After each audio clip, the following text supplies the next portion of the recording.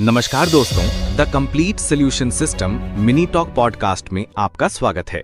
मैं हूं आपका होस्ट दीपक।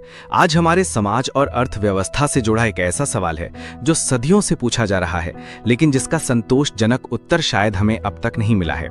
और इसी गुत्थी को सुलझाने के लिए आज हमारे साथ हैं जाने माने विचारक और अर्थशास्त्र के गहरे अध्येता श्री प्रेमजीत सिरोही जी। प्रेमजीत जी, आपका हमारे शो में आपका बहुत बहुत स्वागत है। धन्यवाद दीपक जी, मुझे यहाँ बुलाने के लिए। प्रेमजीत जी, आपने अपने एक वीडियो में भी इस सवाल को उठाया था कि आज तक कोई भी, चाहे वो कितने ही महान नेता हों, समाज सुधारक हों या अर्थशास्त्री हों, वो सबको समान रूप से समृद्धि या अमीर क्यों नहीं कर सके।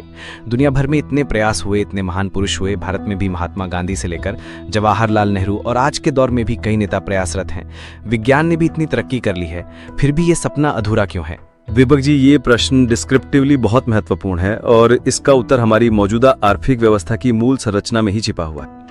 आपने सही कहा, इतिहास गवाह है कि अनगिनत महान आत्माओं ने, चाहे वो आध्यात्म के क्षेत्र में हों, समाज सुधार के या राजनीति के, सभी ने मानव कल्याण की बात की, गरीबी मिटाने के प्रयास किए।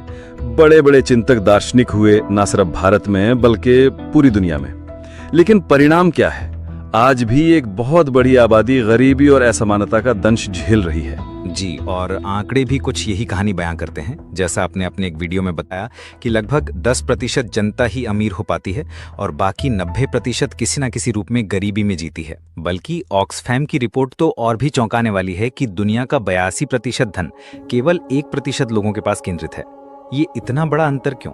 देखिए, इस असमानता का मूल कारण है हमारे अर्थशास्त्र की वो बुनियाद जिस पर पूरी व्यवस्था टिकी हुई है। इसे मैंने अपनी पुस्तक संपूर्ण समाधान में डिटेल में बताया है। आज की जो अर्थशास्त्र की मूल नीति है वो है धन पर आधारित मांग। यानी जिसके पास धन होगा वही बाजार में जाकर अपनी जरूरतों की चीजें खरीद सकता है या मांग पैदा कर सकता है। हाँ, ये तो सामान्य सी बात लगती है, पैसा होगा तभी तो कुछ खरीदेंगे। बिल्कुल, लेकिन यहीं से समस्या का चक्कर शुरू होता है।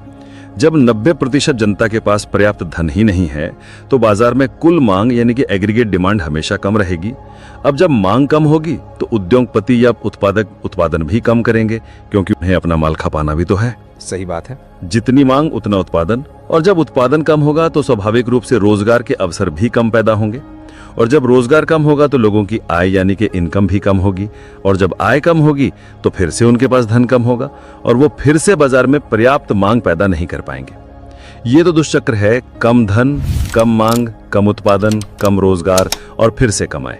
और इसी दुष्चक्र में 90% आबादी फंसी रहती है। ये तो वाकई एक दुष्चक्र है, लेकिन इस धन आधारित व्यवस्था के और क्या परिणाम होते हैं समाज पर? इसके कई गंभीर परिणाम हैं।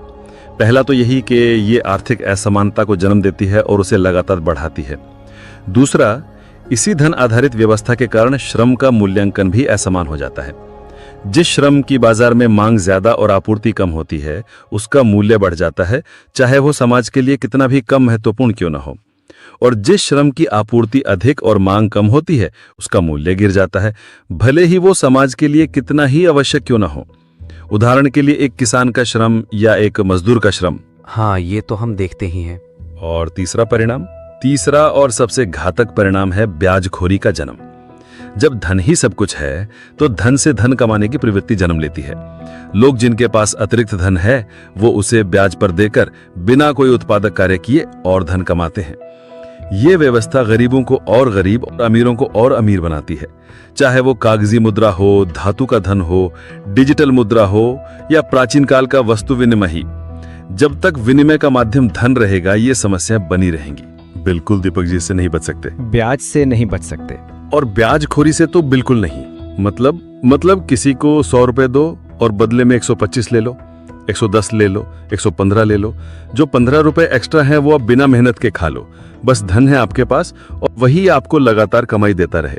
लेकिन ये तो एक आम व्यवहार हो गया है आजकल। हाँ, और यही तो समस्या है। अगर आप इस सिस्टम में धन रखते हैं तो ब्याजखोरी के साथ 2 और बीमारियां अपने आप जुड़ जाती हैं। कौन सी? पहली, मेहनत से दूनी। दूसरी, धन का एक जगह जमा होना। और तीसरी, यही ब्याजखोरी। अब ये तीनों जब एक साथ आती हैं तो एक खतरनाक चक्कर बनता है। और इसका असर क्या होता है? इसका असर ये होता है कि ये तीनों मिलकर कुल मिलाकर 90% लोगों को लगातार गरीब बनाए रखती हैं। मतलब गरीब वहीं का वहीं बना रहता है। कोई ऊपर नहीं जा सकता क्या? देखिए, कभी कोई निकलकर अमीरी में चला भी जाता है और कोई अमीर गिरकर गरीबी में आ भी जाता है, लेकिन जो रेशो है वो नहीं बदलता। 90% लोग गरीब ही रहते हैं। मतलब ये कोई इत्तेफाक नहीं है? नहीं दीपल जी, ये एक नीति है और आज का जो अर्थशास्त्र है उसकी सबसे बड़ी नीति यही है, पैसे से पैसा कमाओ, मेहनत और समानता को पीछे छोड़ दो। तो फिर आज तक का पूरा सिस्टम? हाँ, आज तक का पूरा आर्थिक ढांचा इसी सोच पर टिका हुआ है और अब तक उससे हट नहीं पाया है। तो प्रेमजीत जी, अगर ये व्यवस्था इतनी दोषपूर्ण है तो क्या किसी ने इसे बदलने या इससे बेहतर कोई विकल्प देने की कोशिश नहीं की? बहुत से लोग ऐसे क्रांतिकारी विचारों को यूटोपिया यानी काल्पनिक कहकर खारिज कर देते हैं। दीपक जी, प्रयास तो हुए हैं। साम्यवाद इसका एक बड़ा उदाहरण है। उन्होंने राजाओं को हटाकर, उद्योगपतियों को हटाकर सारी सत्ता और उत्पादन के साधन एक समूह या सरकार के हाथ में केंद्रित कर दिए। लेकिन उन्होंने भी अर्थशास्त्र की इस मूल नीति को नहीं बदला। विनिमय का आधार धन या पॉइंट्स ही रहे। नतीजा क्या हुआ? कुछ समय बाद वहां भी वही समस्याएं उभर आईं और वो व्यवस्था चरमरा गई, क्योंकि मूल समस्या को समझे बिना केवल ऊपरी ढांचे को बदलने से कुछ नहीं होता। तो क्या इसका कोई स्थायी समाधान है? कोई ऐसी व्यवस्था जिससे ये दुष्चक्र टूट सके और सभी लोग समृद्ध हो सकें? जी हाँ, बिल्कुल है, और यही मेरे शोध और चिंतन का विषय रहा है। मैंने एक नई सामाजिक, राजनीतिक और आर्थिक व्यवस्था का प्रस्ताव रखा है, जिसे मैंने अपनी पुस्तक संपूर्ण समाधान में विस्तार से समझाया है। इस नई व्यवस्था का मूल आधार है धन को मांग के आधार से हटाना। बिना धन के मांग ये कैसे संभव होगा? ये पूरी तरह से संभव है दीपक जी। आज की आर्थिक व्यवस्था में हमारी मांगे धन पर निर्भर हैं। अगर किसी के पास पैसा नहीं है तो वो अपनी जरूरत की चीजें भी नहीं ले सकता।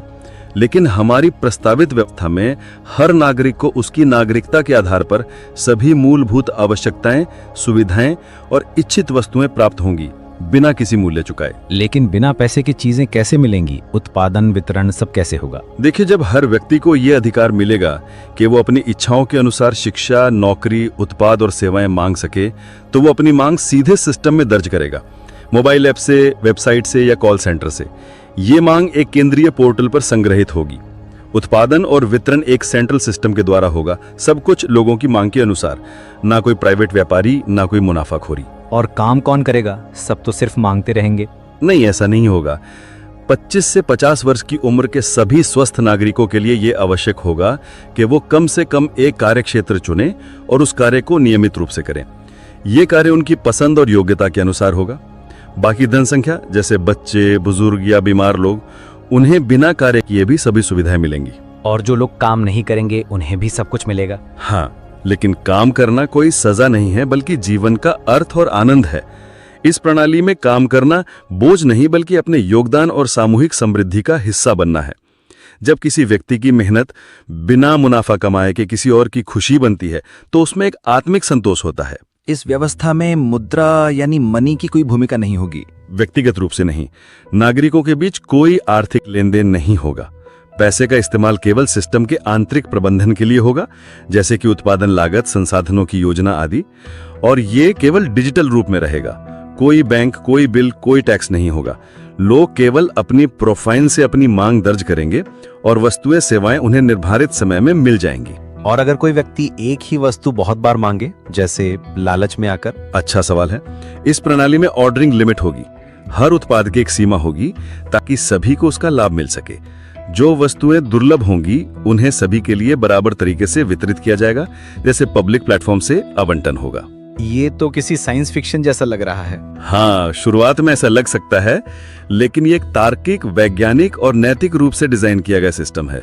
इसमें कोई भी इंसान भूखा नहीं सोएगा, कोई बेरोजगार नहीं रहेगा, और सबसे बड़ी बात, कोई भी किसी पर निर्भर नहीं रहेगा। न रिश्ता पैसे के आधार पर बनेगा, न टूटेगा। ये सुनने में तो बहुत क्रांतिकारी लग रहा है। मतलब आप कह रहे हैं कि पूरी आर्थिक सोच को ही बदलने की जरूरत है। बिल्कुल। जब तक हम इस धन आधारित दुष्चक्र में फंसे रहेंगे, कोई भी नेता, कोई भी सरकार, चाहे वो कितने भी ईमानदार क्यों ना हो, वो सबको समृद्ध नहीं कर सकती। थोड़ा बहुत सुधार हो सकता है, जीडीपी 5-7% रह सकती है, लेकिन 90% आबादी का मूलभूत कल्याण सुनिश्चित नहीं हो सकता। प्रेमजीत जी, ये चर्चा बहुत ही ज्ञानवर्धक रही। आपने बहुत ही सरलता से इतने जटिल विषय की परतों को खोला। मैं हमारे श्रोताओं से अनुरोध करूंगा कि वे आपके विचारों को और गहराई से जानने के लिए आपकी पुस्तक संपूर्ण समाधान, जो आपकी वेबसाइट से मुफ्त PDF के रूप में डाउनलोड की जा सकती है और फ्लिपकार्ट और अमेजॉन पर भी उपलब्ध है, जरूर पढ़ें। साथ ही आपके YouTube चैनल ULM हिंदी पर भी इससे जुड़े कई वीडियो उपलब्ध हैं। जी, मेरा प्रयास है कि विचार अधिक से अधिक लोगों तक पहुंचे ताकि एक न्यायपूर्ण और समृद्ध समाज का निर्माण हो सके। प्रेमजीत जी, आज हमारे स्टूडियो में आने और अपने बहुमूल्य विचार शेयर करने के लिए आपका बहुत बहुत धन्यवाद। धन्यवाद दीपक जी। दोस्तों, ये थी आज की हमारी विशेष चर्चा। उम्मीद है आपको पसंद आई होगी। अगले एपिसोड में फिर मिलेंगे एक नए विषय और नए मेहमान के साथ। तब तक के लिए नमस्कार।